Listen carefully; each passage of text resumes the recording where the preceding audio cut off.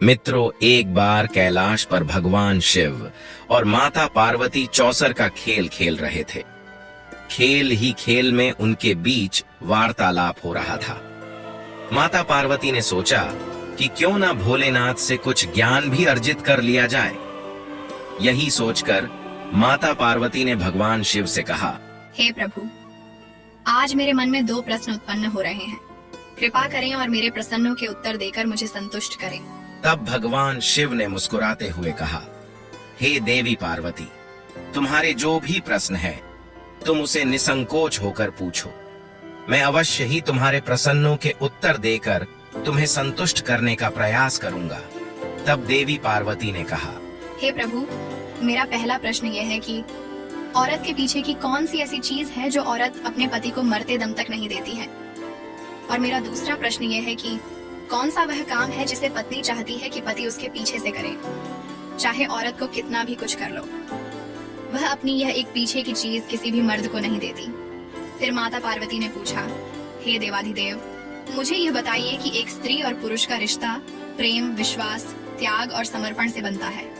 यदि इनमें किसी चीज का अभाव रहता है तो रिश्ते की नींव कमजोर पड़ जाती है। कई बार तो इनके अभाव के चलते रिश्ता टूट भी जाता है। कहते हैं इसमें कपट के लिए कोई स्थान नहीं है। अगर स्त्री पुरुष के बीच कपट आ जाता है तो रिश्ता टूटने की कगार पर पहुंच जाता है। और जहां प्रेम होता है, विश्वास होता है, वही गृहस्थ जीवन खुशहाल होता है। और जहां झूठ और कपट का लेश मात्र भी अंश होता है, वहां गृहस्थ जीवन कलह और कलेशों से भरा रहता है। वहां पति और पत्नी के रिश्तों में कोई मजबूती नहीं रहती है। इसलिए मैं यह जानना चाहती हूँ कि स्त्री कौन सी चीज अपने पति को मरते दम तक नहीं देती है और कौन सा काम वो पति से पहले करना चाहती है, जबकि हर काम में स्त्री अपने पति को ही आगे रखती है। फिर ऐसा कौन सा काम है जिसमें वह चाहती है कि पति मेरे पीछे रहे। मित्रों, माता पार्वती के दोनों प्रश्नों को सुनकर भगवान शिव मुस्कुराते हुए बोले, हे देवी पार्वती, आज आपने संसार कल्याण हेतु बहुत ही महत्वपूर्ण प्रश्न किया है। जिन प्रश्नों के उत्तर तुम जानना चाहती हो उनके जवाब मैं तुम्हें एक अमर करने वाली कहानी के माध्यम से सुनाता हूँ। ध्यान से सुनो। जो भी मनुष्य इस कहानी को ध्यान से सुनता है, मृत्यु के बाद उसे स्वर्ग लोक की प्राप्ति होती है। तब माता पार्वती कहती हैं, हे प्रभु, आप इस कहानी को सुनाइए, मैं इसे पूरे ध्यान से सुनूंगी। दोस्तों, भगवान शिव कहते हैं, हे देवी पार्वती, एक बार की बात है, धरती लोक पर एक बड़ा ही सुंदर नगर था। उसी नगर के राजा के बेटे का विवाह होने वाला था। राजा के महलों को, नगर की गलियों को फूलों से, रंगों से सजाया जा रहा था। उधर राजकुमार का विवाह जिस कन्या से होने वाला था वह बहुत ही रूपवान थी। राजकुमार अपनी कक्ष में पड़ा हुआ राजकुमारी के बारे में सोच रहा था। सोचते सोचते अचानक से उसके मन में राजकुमारी से मिलने की इच्छा जागृत हो उठी। राजकुमार उसी क्षण राजकुमारी के पास जाना चाहता था। उसने एक योजना बनाई और सबसे छुपते छुपाते महल से निकल गया। अस्तबल से एक घोड़ा लिया और घोड़े पर सवार होकर राजकुमारी से मिलने के लिए चल दिया। चलते चलते जब वो एक जंगल के रास्ते से गुजरा तो वहां उसे बहुत जोर की प्यास लगने लगी। अब तो राजकुमार पानी की तलाश में इधर उधर भटकने लगा। कहीं कोई जलाशय दिखाई नहीं दे रहा था। यदि कहीं कोई नदी या तालाब मिल भी जाता तो उसमें पानी नजर नहीं आ रहा था। भगवान शिव ने कहा, हे देवी पार्वती, इस प्रकार प्यास से व्याकुल होकर राजकुमार एक झोपड़ी के पास पहुंचा। वहीं पास में ही एक कुआं दिखाई पड़ा। कुआं को देखकर उसे कुछ उम्मीद जागी कि शायद इस कुएं में पानी हो। राजकुमार ने कुएं में झांक कर देखा तो सचमुच कुएं में पानी भरा था। पानी को देखकर उसकी प्यास और भी तीव्र हो उठी। अब तो उसने बिना देर किए कुएं से जल निकाला और पानी पीने लगा। जब उसने पेट भर के जल पी लिया, तभी क्या देखता है कि उस झोपड़ी से एक बुढ़िया निकल कर आती है। वह बुढ़िया उस राजकुमार से कहती है, हे मुसाफिर, कहीं तुमने इस कुएं का जल तो नहीं पी लिया? यदि तुमने इस कुएं का जल पिया है तो तुमने बहुत बड़ी भूल कर दी है। यह कुआं एक राक्षस के द्वारा श्रापित है। इस कुएं का जल पीने वाला मनुष्य नरभक्षी बन जाता है। आज से तुम भी हर रोज रात होते ही नरभक्षी बन जाओगे। उस समय तुम्हारे पास जो मनुष्य आएगा तुम उसका भक्षण कर लोगे। उस समय तुम यह नहीं सोचोगे कि यह मेरी माता है, यह मेरे पिता है, यह मेरी पत्नी है, यह मेरे भाई हैं या यह मेरी बहन है। उस समय तुम्हारे निकट दिखाई देने वाला मनुष्य या पशु सिर्फ तुम्हारा भोजन होगा। भगवान शिव कहते हैं, हे देवी पार्वती। उस बुढ़िया के मुख से श्राप की बात सुनकर राजकुमार बहुत दुखी होने लगा। कहने लगा, माता श्री, तब तो मैंने इस कुएं का जल पीकर और अनर्थ कर डाला है। ऐसे तो मैं ना जाने कितने मनुष्य को हर रोज अपना आहार बना लूंगा, जिसमें मेरे अपने भी शामिल हो सकते हैं। मित्रों, राजकुमार विनती करते हुए बोला, हे माता श्री, क्या इस श्राप से मुक्त होने का कोई उपाय नहीं है? यदि नहीं है तो मैं अपने आप को ही खत्म कर लूंगा, जिससे मैं किसी दूसरे को मार कर अपना भोजन नहीं बनने दूंगा। तब बूढ़ी माँ कहती है, बेटा, श्राप से मुक्त होने का उपाय तो है, यदि आप कर सको तो। राजकुमार बोला, हे माता श्री, श्राप से मुक्त होने के लिए मैं काल से भी लड़ जाऊंगा, तुम बताओ तो सही। तब बुढ़िया कहती है, बेटा, यहाँ से कुछ मील की दूरी पर एक ऊंचा सा पहाड़ है। उस पहाड़ पर हरे भरे पेड़ पौधों से भरा हुआ जंगल है। उसी पहाड़ पर एक कायाकल्प नाम की बूटी है। यदि तुम उस बूटी का रस निकाल कर पी लोगे तो तुम इस भयंकर श्राप से मुक्त हो सकते हो। लेकिन इतना ध्यान रखना, रात होने पर तुम किसी एकांत स्थान पर जाकर छुप जाना। यदि आप कहीं मनुष्यों की बस्ती में ठहर गए तो ना जाने कितने निर्दोष मनुष्य तुम्हारा आहार बन जाएंगे। तब राजकुमार ने कहा, ठीक है, मैं इस बात को भली भांति ध्यान रखूंगा। इतना कहकर राजकुमार उस कायाकल्प औषधि को ढूंढने के लिए चल दिया। तब माता पार्वती कहने लगी, हे प्रभु, कुछ समझ में नहीं आ रहा है कि आप मेरे प्रश्न का उत्तर किस प्रकार देना चाहते हैं। तब भगवान भोलेनाथ बोले, हे देवी, धैर्य रखें, आपको आपके प्रश्नों के जवाब इसी कहानी में मिलने वाले हैं। आप बस इस अमर गाथा को ध्यान से सुनते जाइए। दोस्तों, उधर वह राजकुमार बड़ा चिंतित होता हुआ उस पर्वत की ओर बढ़ता जा रहा था। औषधि वाला पर्वत वहां से काफी दूर था। इधर अंधेरा भी हो चला था।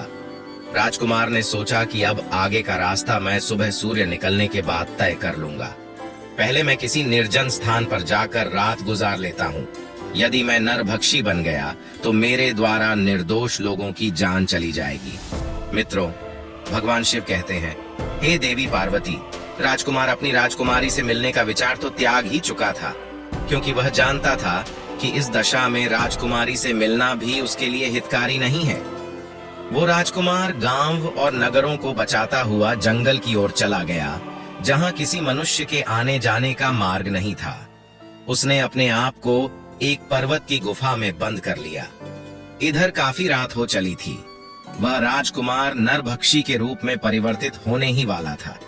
दोस्तों, भगवान शिव कहते हैं, हे देवी पार्वती, राजकुमार ने जिस गुफा में अपने आप को छुपाया था, उसी गुफा में एक बड़ा ही खूंखार भेड़िया रहता था। भेड़िया आए दिन लोगों की जान लेता रहता था। चारों तरफ लोगों के मन में उस भेड़िए को देखकर दहशत बनी हुई थी। इधर क्या हुआ, जब वो राजकुमार गुफा के अंदर पहुंचा तो उसे एक खूंखार भेड़िया गुफा के अंदर बैठा मिला। उस भेड़िए ने राजकुमार को देखा तो मन में बहुत खुश हुआ कि आज तो घर बैठे ही भोजन चलकर आ गया है। भेड़िया घूरता हुआ उस राजकुमार की ओर झपट्टा मारकर उसे खाने ही वाला था कि इतने में राजकुमार पर उस श्राप का असर होने लगा। पल भर में ही वह मनुष्य से नरभक्षी पिशाच के रूप में बदल गया। भेड़िया ने देखा कि यह तो कोई मुझसे भी अधिक खूंखार जानवर है। वो एकदम से डर गया और अपने आप को छुपाने के लिए जगह ढूंढने लगा। नरभक्षी राजकुमार भी भेड़िया को देखकर उसके ऊपर टूट पड़ा और थोड़ी ही देर में वह भेड़िए को मारकर खा जाता है। दोस्तों, भगवान शिव कहते हैं, हे देवी पार्वती, इस प्रकार राजकुमार ने नरभक्षी के रूप में रात उस गुफा में बिताई और सुबह होते ही वह अपने रूप में आ गया। राजकुमार गुफा से निकलकर आगे की राह तय करने लगा। तभी कुछ गांव के लोगों ने देखा कि यह नव युवक तो उस दिशा से आ रहा है जिधर वह खूंखार भेड़िया रहता है। लोगों को उसे जीवित देखकर बड़ा आश्चर्य हुआ। सब लोग पूछने लगे, अरे भैया, तुम कौन हो और इधर कहां से आ रहे हो? इधर तो एक बड़ा ही खूंखार भेड़िया रहता है जो लोगों को मारकर खा जाता है। तुम भला जीवित कैसे बचे? तब राजकुमार ने बताया, अरे भाई, मुझे किस बात का भय लगता। जिस भेड़िया की आप बात कर रहे हो वह तो उस गुफा के द्वार पर मरा पड़ा है। मैंने उसे मार डाला। राजकुमार की बात सुनकर गांव वालों को बड़ा आश्चर्य हुआ। वे सब इस बात की जांच पड़ताल करने के लिए गुफा के पास गए तो देखा सचमुच वह भेड़िया मरा पड़ा था। यह देखकर लोगों के मन में भेड़िया को लेकर जो दहशत थी वह खत्म हो गई। और पूरे राज्य में इस बात की खबर फैल गई कि एक सामान्य पुरुष ने उस भेड़िए को मार डाला है। भगवान शिव कहते हैं, हे देवी पार्वती, जब यह बात वहां के राजा को पता चली तो वह राजा उस राजकुमार को मिलने के लिए अपने महल में बुलाता है और कहता है, हे वीर युवक, तुमने उस भेड़िया को मारकर हमारी प्रजा को निर्भय कर दिया है। मैं तुम्हारी वीरता और साहस का कायल हो गया हूँ। तुमने मुझे बहुत बड़ी प्रसन्नता दी है। इस खुशी में मैं तुम्हें एक उड़न खटोला भेंट करता हूँ। उड़न खटोला तुम्हें पल भर में यहाँ से वहाँ पहुँचा सकता है। दोस्तों, राजा से उड़न खटोला पाकर राजकुमार भी बड़ा खुश होता है। सोचने लगा, ये तो बड़ा अच्छा हुआ। अब मैं इसी उड़न खटोला पर बैठकर उस पर्वत पर आसानी से पहुंच जाऊंगा। दोस्तों, राजकुमार ने वैसा ही किया। वह उस जादुई उड़न खटोला पर सवार हुआ और उस पर्वत पर जा पहुंचा। उसने देखा कि वहां कायाकल्प नाम की अनेक बूटियां चमक रही थीं, जो बार बार अपना रूप बदल रही थीं। बूढ़ी माँ ने उसे पहले ही बता दिया था कि जो बूटी अपना रंग रूप बदलती दिखाई दे, उसी का रस निकाल कर पी लेना। राजकुमार ने बिना समय गंवाए कायाकल्प बूटी का रस निकाल कर पी लिया, क्योंकि इधर शाम होने वाली थी। राजकुमार अब निरोग हो चुका था। भगवान शिव कहते हैं, हे देवी पार्वती। फिर राजकुमार उस उड़न खटोला पर बैठकर अपनी राजकुमारी के नगर को चला आया। वहां पहुंचकर वह अपनी राजकुमारी से मिलता है। राजकुमारी भी राजकुमार से मिलकर बहुत प्रसन्न होती है। इधर राजकुमार ने अपने नगर में खबर भिजवा दी कि बारात लेकर आइए, मैं अपनी ससुराल पहुंच चुका हूं। इधर राजकुमार की बारात आती है और अगले दिन उसका राजकुमारी के साथ बड़ी धूमधाम के साथ विवाह हो जाता है और वह अपने नगर को लौट आते हैं। मित्रों, दोनों बड़े आनंद के साथ रहने लगे। कुछ दिनों बाद राजकुमार के घर में एक पुत्र का जन्म होता है। पुत्र की खुशी में राज परिवार में जश्न मनाया गया। प्रजा में मिठाइयां बांटी गई।